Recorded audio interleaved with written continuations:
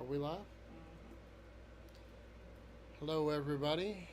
Any questions you want to ask a guy who's been repairing things for a living for over 30 years in this area, you are welcome to ask. It does not have to be on topic.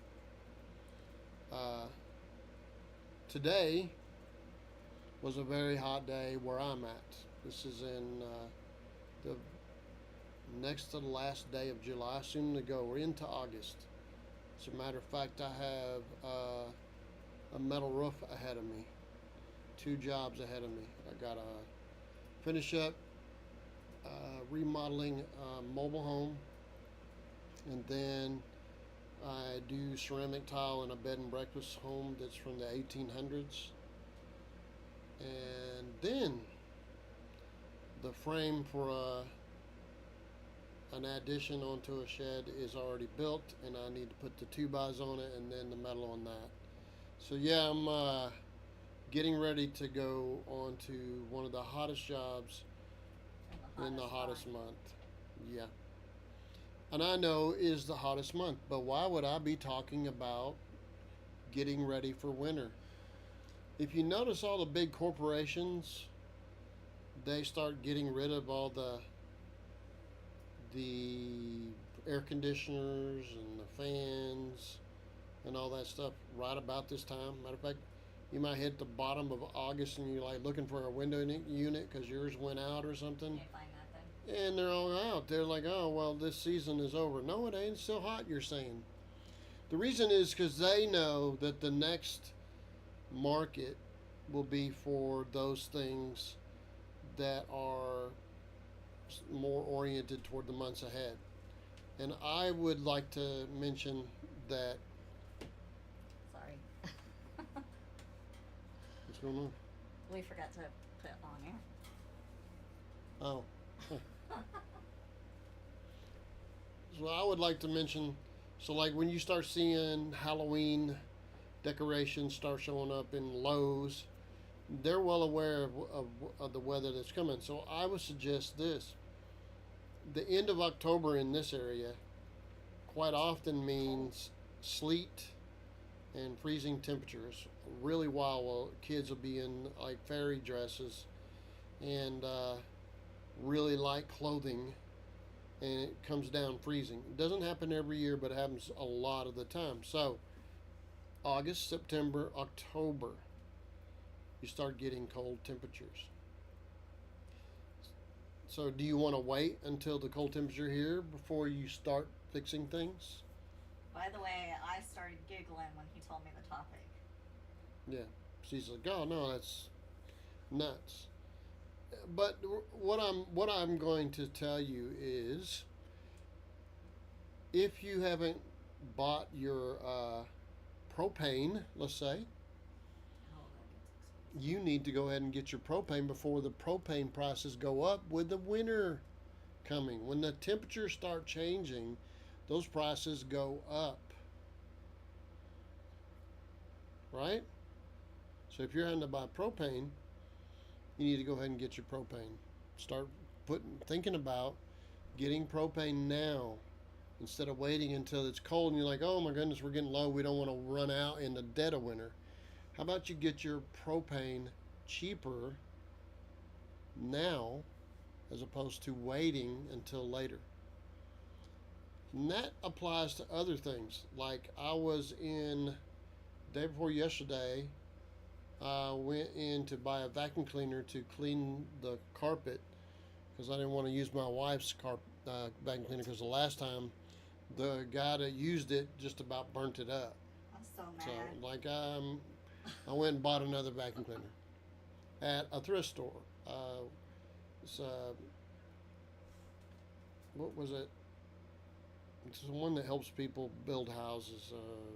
Helping hands. Yeah, Helping Hands. So they have a thrift store there in Cassville, Missouri. Went down in the bottom, and sure enough, there's probably 6 electric heaters, 6 different styles, and they're around $3 to $5 each. You go to find those in the wintertime, they're not there. And if you go to Walmart, they're I'm surprised you $35, didn't buy 'em. $40 a piece. So why not buy them now? I was gonna say, I'm surprised you didn't buy them. Right. So why not buy those things now? Like if you're going to thrift stores, you can look around, see if you need some winter clothes now. Guess what? They're cheaper right now. Your coats, your boots. You don't want to wait until that market is upon you. You want to get those things getting ready for them. And it would be the same thing with your house. If you know that you're going to get more snow and there was a problem that you noticed last winter and you're like, man, I need to take care of that before it gets cold again. Well, guess what? It's getting ready to get cold again. Now's the time to start looking for those things. Like sometimes you're getting told by the birds that make a nest in your soffit and fascia. They're like, oh, that's an area that I need to take care of because the birds make it, is already literally telling you, hey, you lost some of your soffit and they're making a nest up in there. So why don't you think about that? Now, do I recommend you get up in the attic and put insulation in? No. No, it's not a good idea. I have done it and probably will do it in the future, but I'm not recommending that you get up in there the hottest time of the year and put insulation in. But if you have work now that will allow you to afford it, you might get the insulation, right? Or save the money back to put the insulation in when it gets colder instead of waiting when you don't have the work. Like in construction, you can get snowed out, rained out, all those things that happen. Sleet, ice can't get there. So if you're in a job where your income is affected by the weather, why don't you think about that? Are there some things that I need to purchase to get ready for winter? One of the things you can do in the early morning or late afternoon is go ahead and check around your windows and see if there's some areas that you need to seal up. A little bit of caulking will get you ready for that freezing and wet weather that comes. So like what in the wintertime, the ice will melt, it'll run down into cracks, and then it'll freeze and bust. It'll expand whatever it gets into.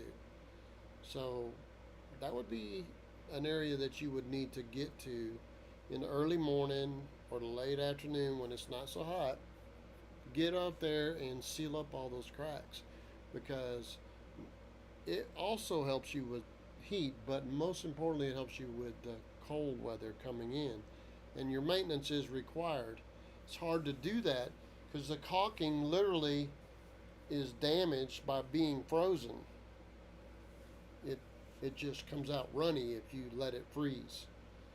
So you want to get those things done before it gets to freezing temperatures, or allow your caulking to get to freezing temperatures. If you're doing vinyl siding, going to do it before the winter comes.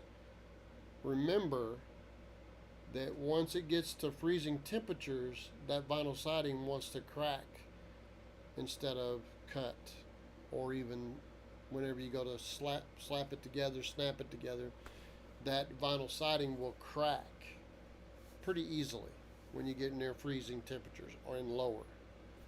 So there, if you're going to paint in the next couple of months, you want to consider doing that. We're going to drop off from the hottest month in August, and it's going to start getting colder. If you want to paint, you want to do it before it gets to freezing.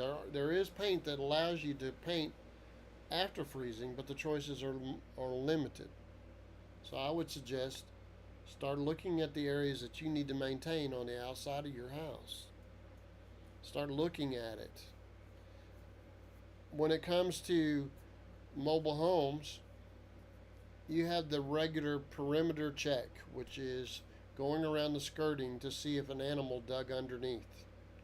We just got through checking on a single wide where the woman swore up and down there was something underneath her house thumping and grinding and going to pull the ductwork down, but there were so many cobwebs underneath that house.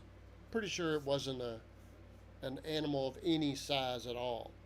There used to be a white bunny that ran around this particular area, and it was kind of, I don't know why an eagle didn't get him or a hawk or something, but I guess eventually it did happen. But he would get underneath that woman's skirting, and so we filled that in. But there were no animals underneath. But that is the kind of thing that you're looking for, is where animals will have dug in, and guess what? In the wintertime, they're going to want to get into the bottom of your home to get warm. So you need to beat them to it. You can put concrete there, you can put other things there to make it difficult for them to do. It's going to be a constant battle. That is where your battle is won against animals, is right on the outside of your skirting. We've learned a lot with chickens that in order to slow them down, we put wire up against that area where they want to dig, and they hit that wire. They go right up against the barrier, and they start digging right there. They don't back up normally and work their way under. So you lay wire down 6-8 inches of wire, even a foot, and let the grass grow through it, and then you can eventually it'll just be part of the ground. But they'll hit that wire and stop. Okay. So if you're dealing with that on mobile home skirting, you might look into it. I think a lot of your stick-built homes that don't have concrete for a foundation, they're built above the ground. Same issues. You need to find ways to stop them before they get into the insulation of your home and pull it down, and then your home doesn't have that insulation to keep the floors warm. And also, they like getting into the ductwork. It's really expensive to mess around with the ductwork and fixing the ductwork. Foil tape will fix it for a little bit, but after a while it starts tearing up things enough that you have to spend some serious money. Now's the time to start checking around, keeping an eye on things. Just make a walk. It don't take you but a minute or minute and a half to walk around and check to make sure. If you intended to get into the frostproof faucet on the outside, make sure that frostproof faucet, whenever it starts freezing, doesn't have a hose that's full of water, because that hose full of water will end up pushing back into that frostproof faucet and then busting the faucet. It doesn't matter if it's down in the ground, one upright, or one in the wall. The one in the wall's got to be sloped uphill, and the cone is over on the uphill side. So when you shut it off with the faucet here, it shuts it off up there, and all the water runs out, so the cold weather doesn't get to it. If you leave the hose full of water and it's all full of water, even if you shut it off, it's full of water and it will freeze and bust that faucet. Same with the one that's upright. If you let it be full of water and the hose is full of water, the hose will freeze. It'll push back into that and freeze and bust the faucet on top. So if you're going to put a cover over that frostproof faucet, you might be looking around. Get ready. Don't wait until the last minute. There's a lot of things that you can do, like weather stripping on the doors. I remember there was a couple that had an older Labrador that was part of the family, became a family member.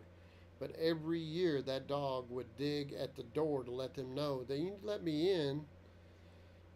Beautiful place with the southern antebellum round columns and everything. But every door that dog would dig at the door until it took all the insulation alongside that front door. Every year I had to come out there and replace it, put in more. So I got pretty good at that. Those are the kind of things that you're looking to fix.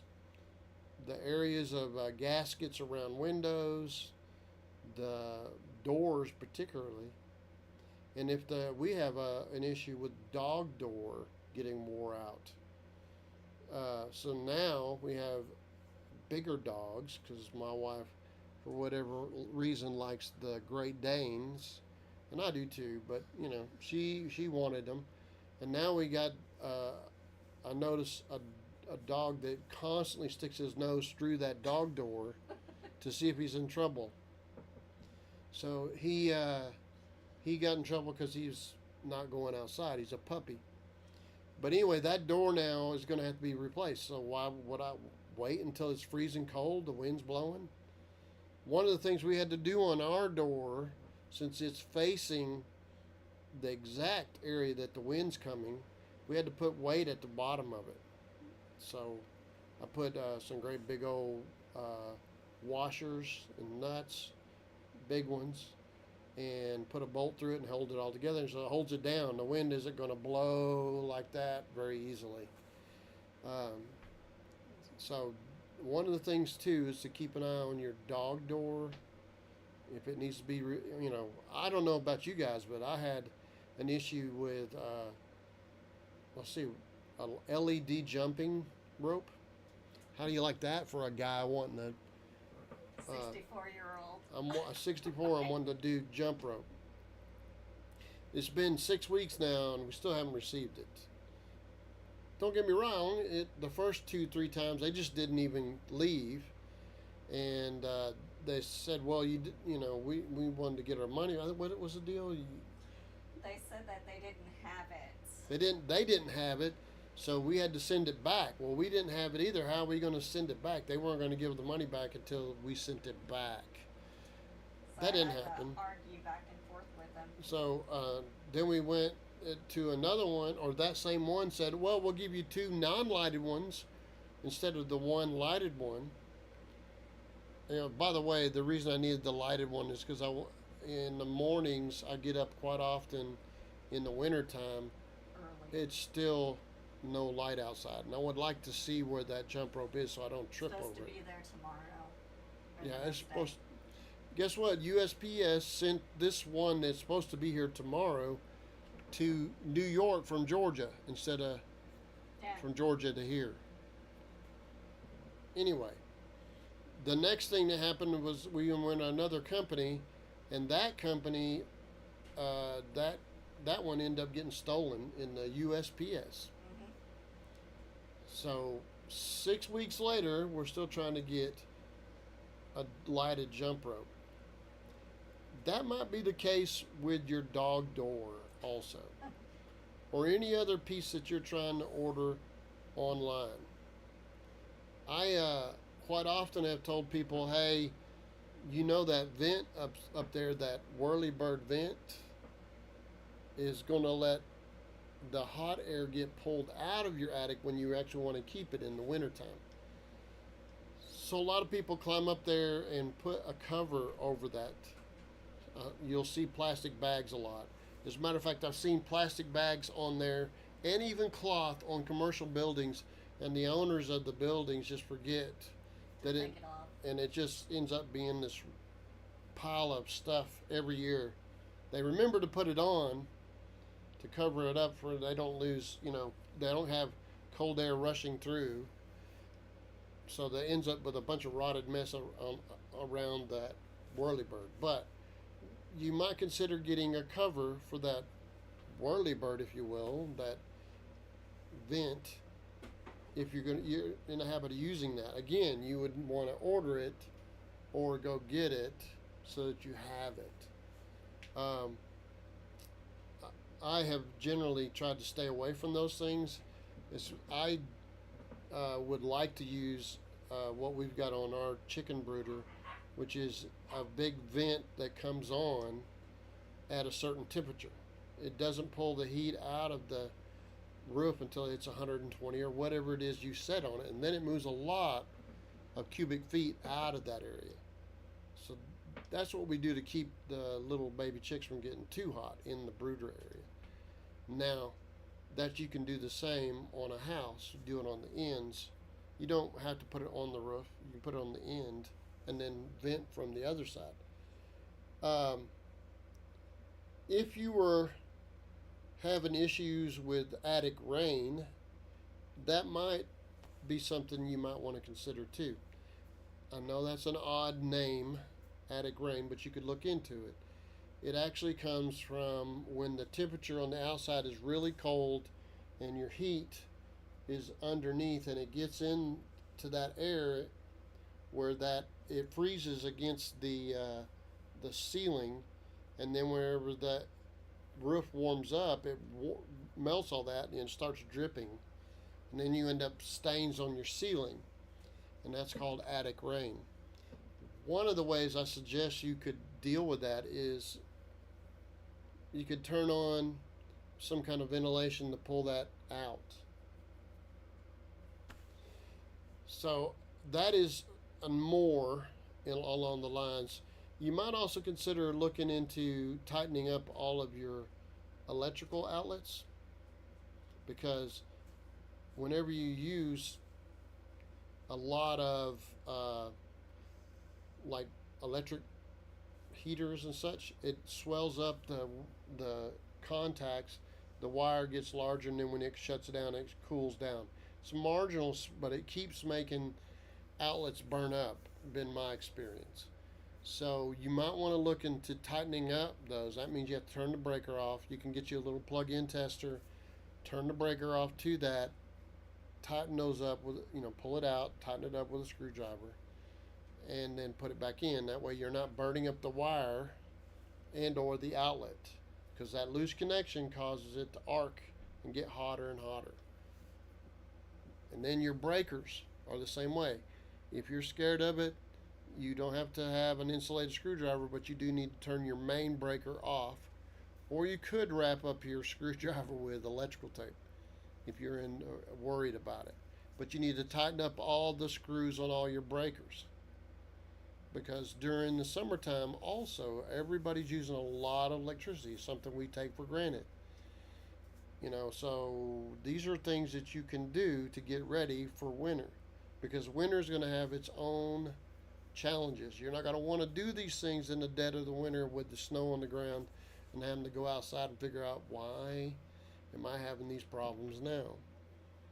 So if you're trying to get tires for your car for winter, start looking around now. Shop around. Don't delay. Try to be prepared for it. These are all things that you can do. That set of coveralls I was talking about, if you're in the habit of buying a new set, Buy them now. now's a good time. Instead of waiting till everybody's wanting one. Or remember what I was telling you, just from my experience alone, and I know you have your own experience, when you go to order something online, it doesn't get to you very quick sometimes. So you might consider doing those things now. A good coat, set of gloves. They literally have battery powered vests now. So these are all things you can do to be prepared for winter when it comes. You can seal the roof up. You can find all those holes. It might be something that you should consider. I know it seems exceptionally hot now, but maybe you can make the list of things that you would need to get at the end of August. Or maybe you can start looking around for deals even now. And if you're looking, you find those things. When you're not looking, sometimes you kind of bump into it, if you remember. Like I am in the habit of, during the wintertime, picking up air conditioners. Because people are like, hey, I'm not going to need my air conditioner, and I need a little bit of money, and I'll just buy a new one next year, and they'll sell me their window unit for $50. I'm not going around asking them, do they want to sell their window unit? They know that I will buy them almost every year. Same with lawnmowers. When there's snow on the ground, they'll sell that lawnmower. I'm not asking them to. For cheap. They just like, hey, you interested in that lawnmower? I'll sell you that lawnmower. So in the same with the wintertime, I would lay odds you can buy a snowblower pretty cheap right now. All those things that you would use in the wintertime, you can probably find them pretty cheap right now. Start making those lists. Start doing all those things, the perimeter checks, the things you think you might need to get ready for winter, that propane, on and on. Start thinking about getting ready for winter, because winter is really coming up on us. And we're well past the first winter and well into the summer. Fall's coming on. So get ready. Winter's coming. All right, guys, I'm going to let you be. We'll see you another time.